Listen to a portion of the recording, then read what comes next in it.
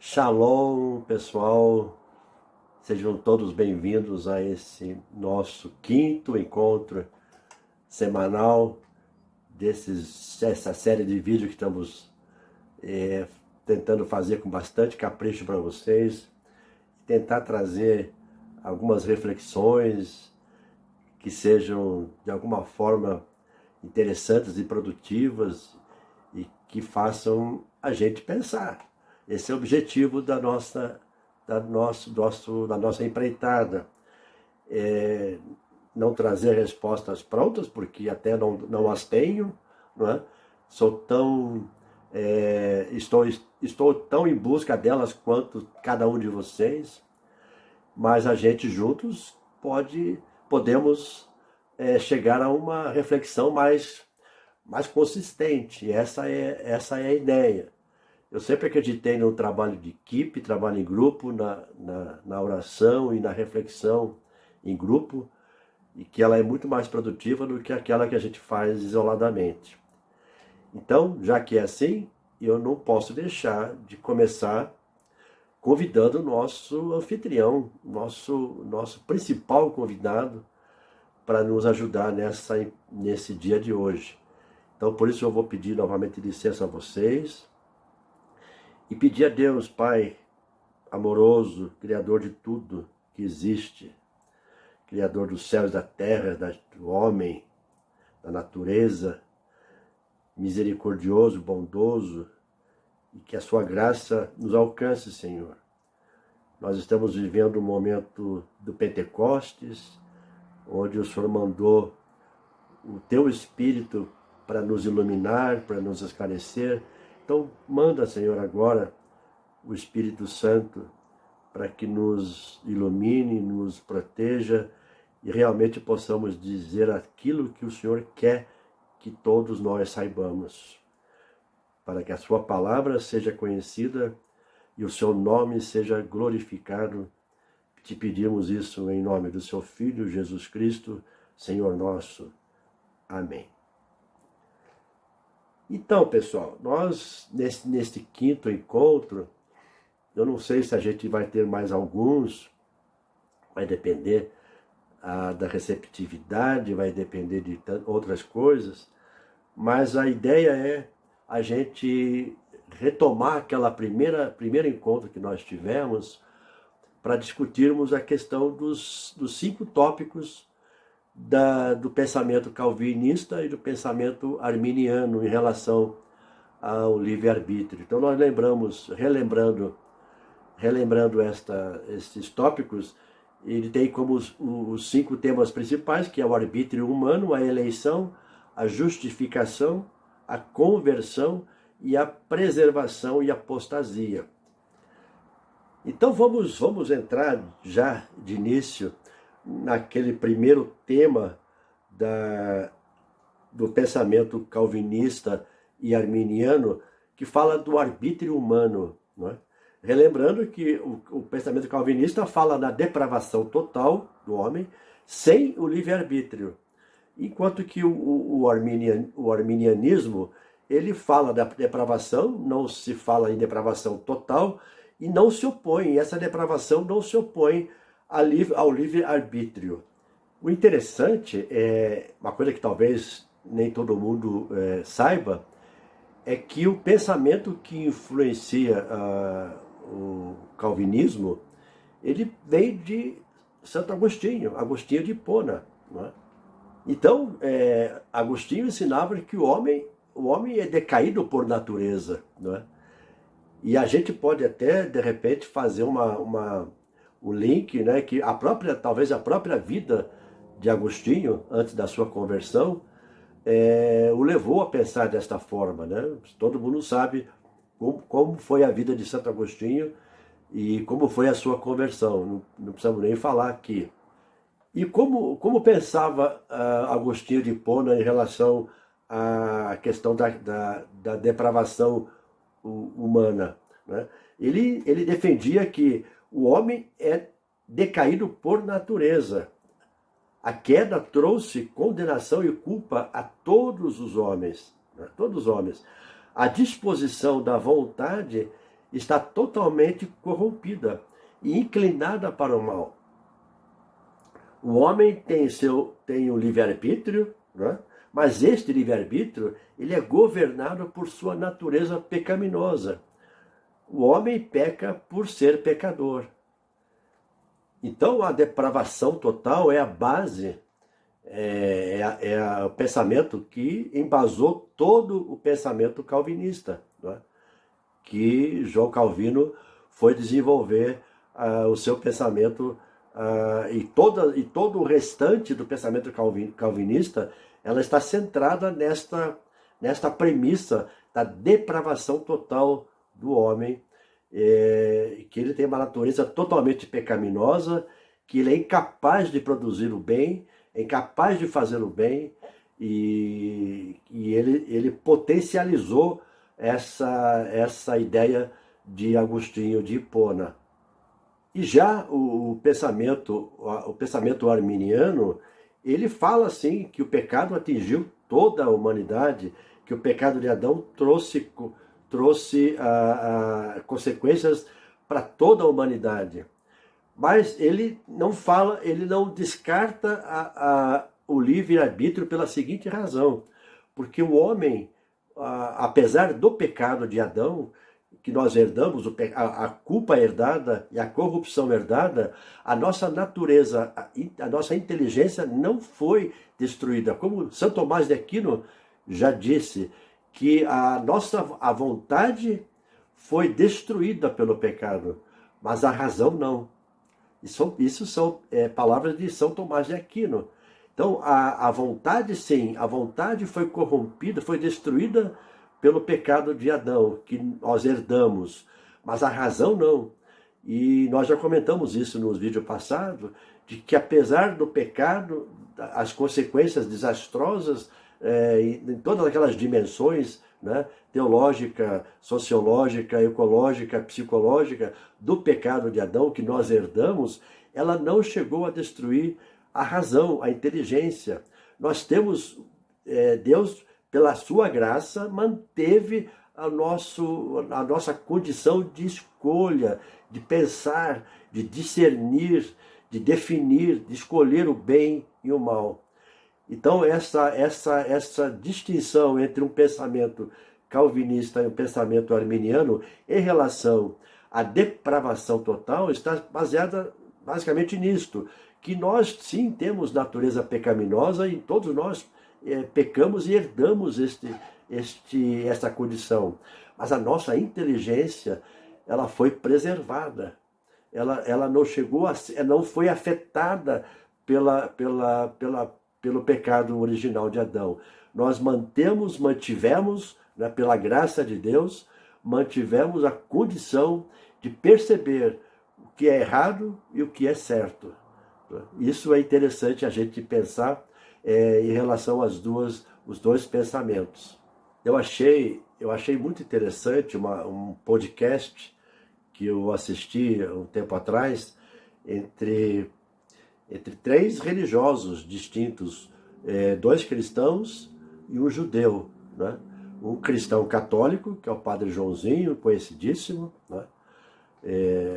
Padre Joãozinho, e um outro cristão adventista, e mais um rabino judeu. E é interessante a conversa entre os 3, porque eles colocaram uma situação comum, que eu achei fantástica, de que o homem, toda a humanidade, todo homem, ele tem saudade do paraíso, saudade de Deus.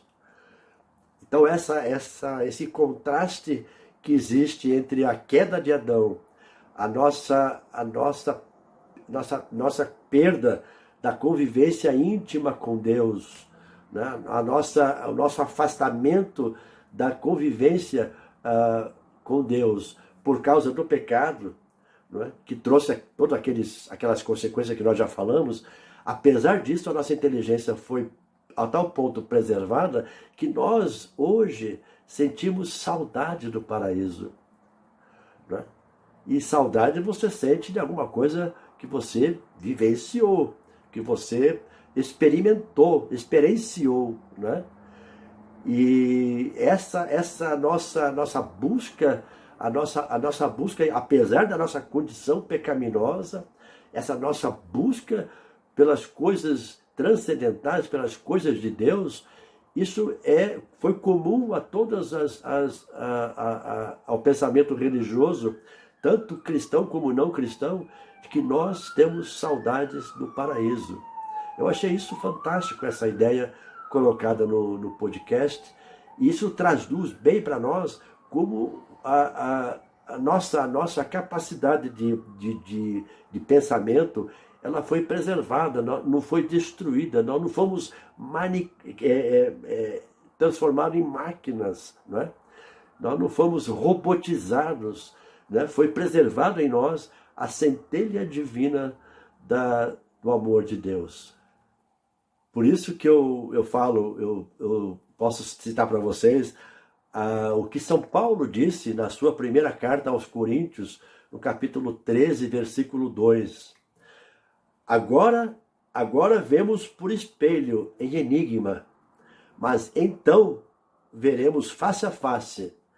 Agora conheço em parte, mas então conhecerei como também sou conhecido. Se referindo a Deus, né? Ele usa a expressão lá em hebraico, panim el panim, né? Lá no futuro, na nossa redenção, nós vamos vê-lo face a face. Eu acho que por isso, isso é uma opinião minha, eu não sei se alguém pode discordar, mas eu já vi essa mesma opinião, já li em textos de teólogos católicos, que é o seguinte: o homem por si só não é capaz de chegar a Deus, né? Não é capaz de encontrar a Deus. Somente pela graça, né? pela força da graça de Deus, é que nós conseguimos ter esse encontro com Deus. Se não fosse na vontade de Deus, nós jamais conseguiríamos transpor esse abismo que existe entre a humanidade e a Santíssima Trindade. Isso não aconteceu apenas pelo pecado, pela nossa própria natureza de nós somos criaturas. Não caberia na nossa inteligência de forma alguma. Então, esse abismo que existe entre a humanidade, entre a criação e Deus, é o imenso. Não foi só por causa do pecado, só aumentou. Eu diria que o pecado só aumentou essa distância entre a nossa condição e a divindade, Deus. Por isso que eu acho que o ser humano nunca seria capaz de chegar até Deus, a não ser pela única e exclusiva iniciativa, vontade dele. Isso é importante frisar, gente. E aquilo que eu quero afirmar aqui, que eu já li isso em textos de teólogos católicos, mas eu não sei se todos vão concordar, Jesus encarnaria na humanidade mesmo que o pecado não tivesse acontecido. Uau! Será isso uma heresia? Será isso uma blasfêmia? E afirmar que Jesus assumiria a sua condição humana, mesmo que não houvesse o pecado? Eu acredito que sim. E já li isto em textos de teólogos católicos. Então, eu já vi que eu não estou sozinho nessa ideia. Evidentemente que Jesus não passaria por todo aquele processo da paixão, morte e ressurreição. Não sei, eu não quero especular aqui como seria essa natureza, essa encarnação de Jesus. Mas, resumidamente, eu acredito que ela aconteceria mesmo se não houvesse o pecado.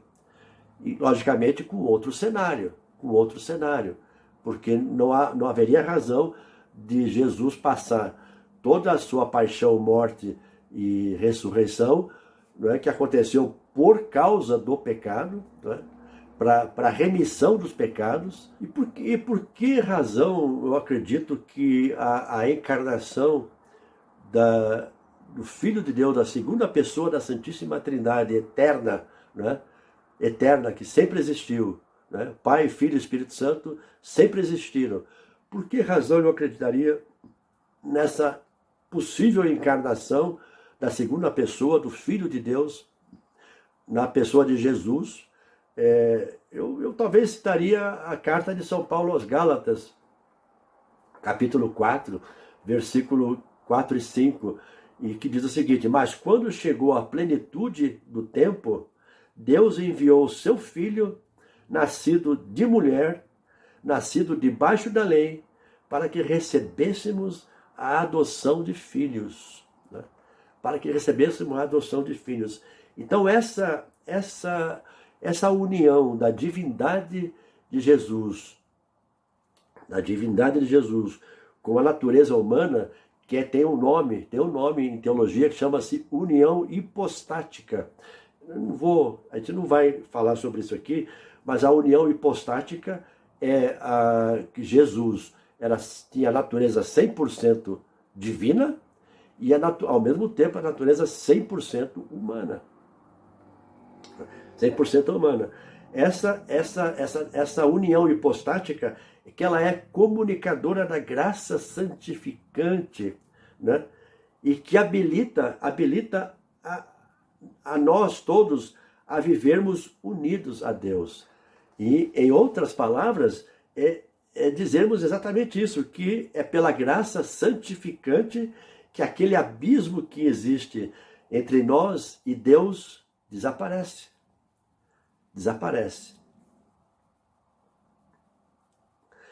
E uma outra ideia que eu também queria colocar em relação a esse abismo que existe naturalmente entre a humanidade e Deus, eu penso assim, que se Deus viesse até nós, aparecesse para nós, revelasse para nós, com toda a sua glória e seu poder, gente, nós seríamos simplesmente pulverizados. Existe um pensamento que eu acho interessante, dizer que nós, os homens, né, nós, para nos escondermos, nós usamos máscaras, né? Nós usamos máscaras.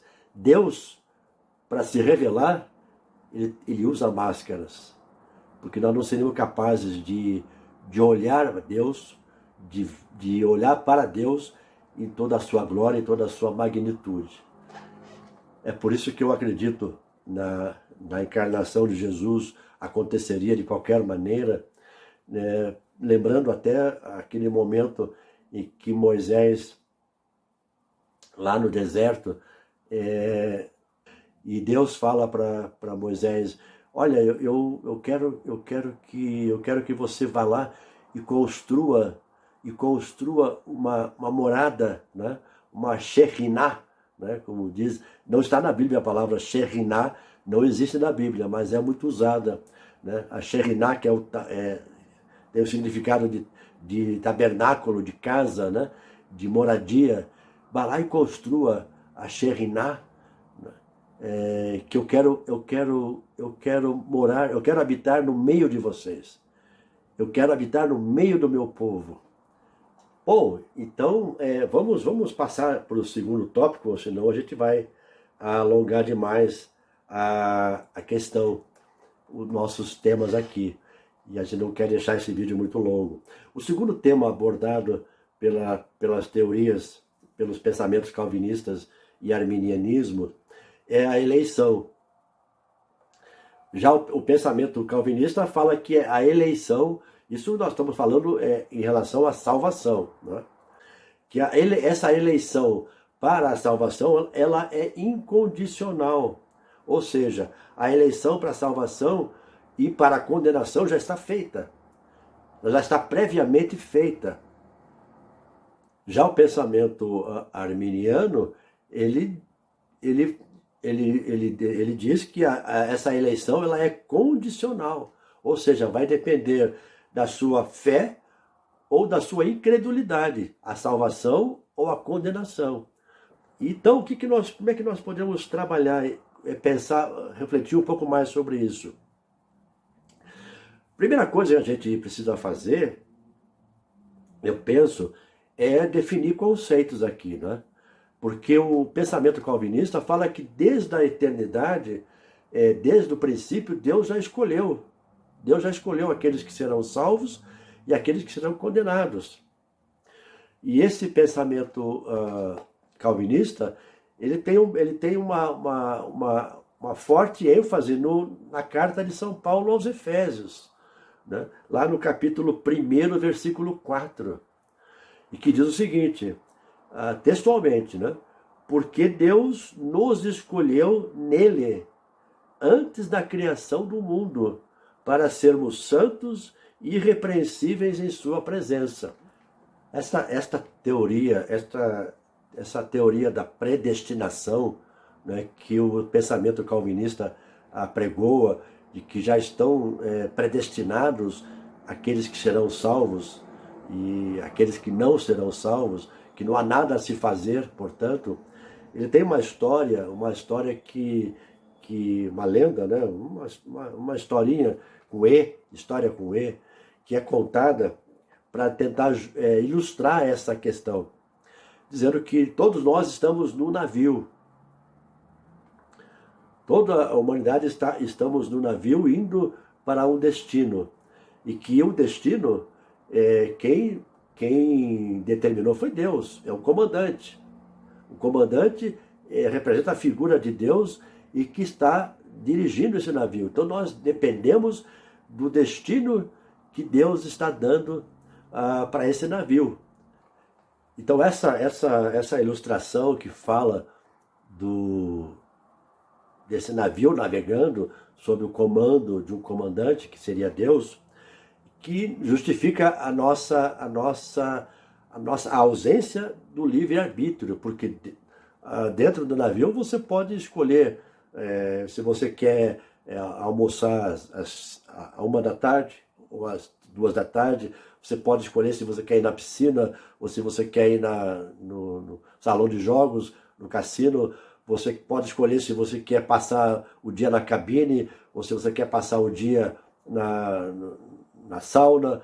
Enfim, você pode fazer várias escolhas dentro desse navio. Você só não pode escolher o destino desse navio, porque esse destino está traçado pelo comandante desde lá do início. Então nós não temos decisão sobre o destino desse navio. Nós temos decisões ali no dia a dia. Então a questão do livre-arbítrio está limitada a isso, às questões do dia a dia. Mas não podemos decidir aquilo que já está traçado pelo comandante desde o início. Opa, mas aí tem um problema sério. Problema sério por quê? Porque quem disse que todos teremos o mesmo destino? Não é? É uma falácia. Nem todos teremos o mesmo destino. Não é? E aí existe o pensamento calvinista que, na minha opinião, confunde a questão da soberania de Deus, né, que é absoluta, isso é incontestável, todos nós sabemos disso, e existe várias comprovações bíblicas desse fato, que a soberania de Deus é absoluta, mas o pensamento calvinista, ele confunde, no meu modo de ver, a soberania de Deus com a presciência de Deus. Com a presciência de Deus. Porque se Deus sabe antecipadamente o futuro, ele sabe o que vai acontecer. Não é? E aí existe uma falaciosa colocação do pensamento calvinista que diz o seguinte: se Deus sabe que o evento X vai acontecer, né, é porque Deus é onisciente. Ele sabe o que vai acontecer, ele sabe o futuro. O evento X aconteceu.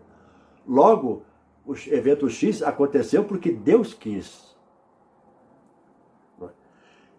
Então, a justificativa para que o evento X acontecesse é porque Deus sabia que ia acontecer e estava dentro da soberania de Deus que aquele evento X acontecesse. Isso não é, vamos dizer, correto pensar assim, né? Se o evento X aconteceu, porque Deus sabia de antemão que aquele evento X ia acontecer. Ah, mas e se não acontecesse? Deus saberia. Deus saberia. Então, não confundir a soberania de Deus com a presciência de Deus, para mim é muito importante, porque isso define um pouco, resolve um pouco a questão da predestinação. Olha, Deus sabe quem vai se salvar. Óbvio, Deus sabe se eu vou me salvar ou se eu vou me perder.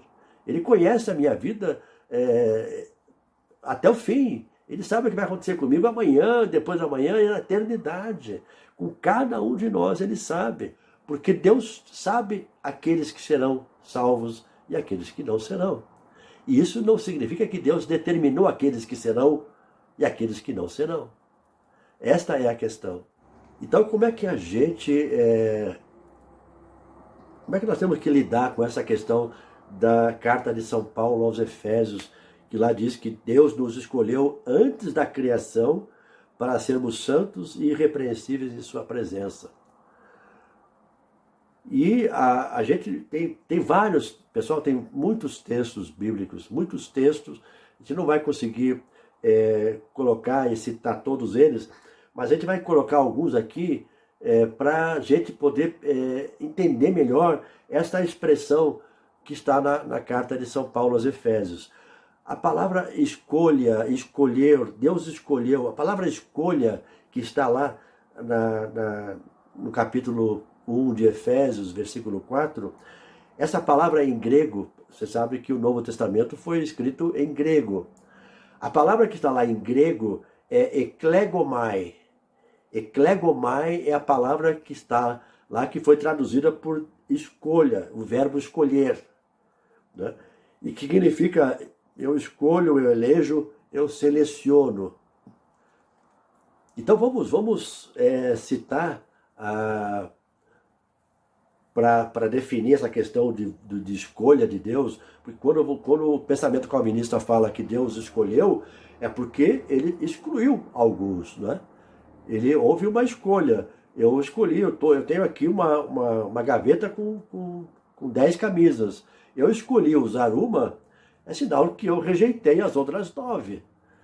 Eu não escolhi as outras 9, então eu rejeitei as outras 9. Isso é o pensamento da expressão escolher no pensamento calvinista.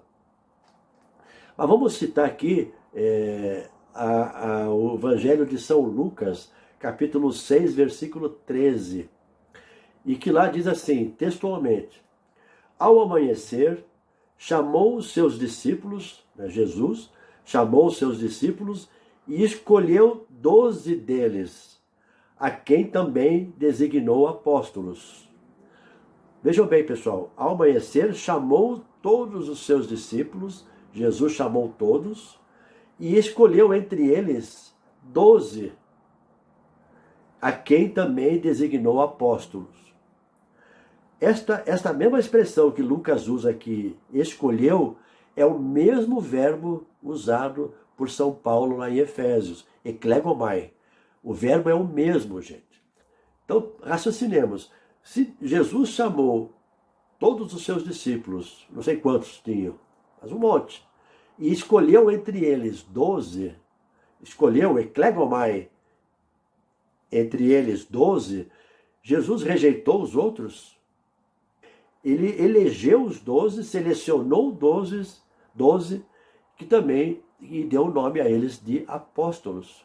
Vamos citar um outro texto bíblico para a gente poder pensar nessa ideia da colocação de que a escolha significaria a predestinação de uns e a rejeição de outros, aqueles que não foram escolhidos. Vamos ler ali, se você tiver a Bíblia perto de você, confira comigo. Lucas capítulo 9, versículo 35. lá quando Jesus estava no Monte Tabor, né, Pedro, Tiago e João estavam junto com eles, né, e lá Jesus se transfigurou, né, apareceram ao seu lado Moisés de um lado, Elias do outro, e o texto bíblico, uma voz que saiu do céu, que diz assim, do céu, né, dela saiu uma voz que dizia, este é o meu filho, o escolhido, ouçam-no. A expressão usada por Lucas aqui, o escolhido, é a mesma expressão, eklegomai, usada por Paulo na carta aos Efésios. A mesma palavra, é a mesma palavra, é o mesmo verbo, eklegomai. Então, eu acho que fica tão fácil de a gente perceber, como assim, Deus escolheu, esse é o meu filho que eu escolhi, qual será então o filho que Deus não escolheu? Né? Nós sabemos que só existe um. Né?